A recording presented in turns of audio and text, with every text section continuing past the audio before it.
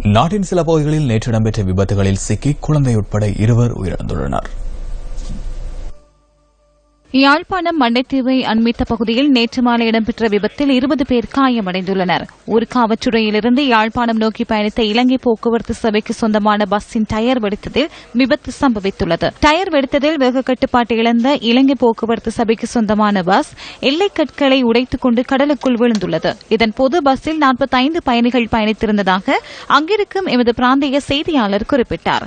விபத்தில் காயமடைந்தவர்கள் யாழ் போதனா வைத்தியசாலையில் அனுமதிக்கப்பட்டுள்ளனர்.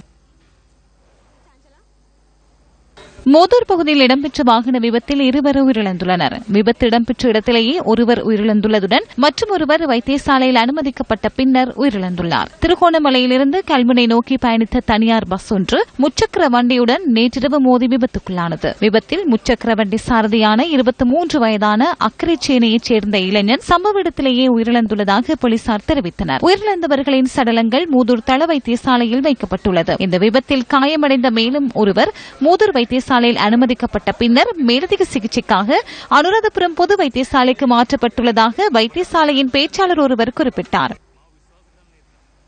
வேன் ஒன்று மோதியதில் 4 வயது குழந்தை ஒன்று உயிரிழந்த சம்பவம் மினுவாங்குட பகுதியில் இடம்பெற்றுள்ளது. கொழும்பு குருநாகல் பிரதான வீதியில் வைத்து இந்த விபத்து இடம்பெற்றுள்ளது. கொழும்பிலிருந்து யாழ்ப்பாணம் நோக்கி பயணித்த வேன் மோதியே விபத்து சம்பவித்துள்ளது. விபத்தில் 4 வயதான சிறுமி உயிரிழந்துள்ளதுடன் 39 வயதான தந்தை காயமடைந்த நிலையில் கம்பகம் மாவட்ட வைத்தியசாலையில் அனுமதிக்கப்பட்டுள்ளார். இந்த விபத்து தொடர்பிலான மேலதிக விசாரணைகளை மினுவாங்குடை போலீசார் முன்னெடுத்து வருகின்றனர்.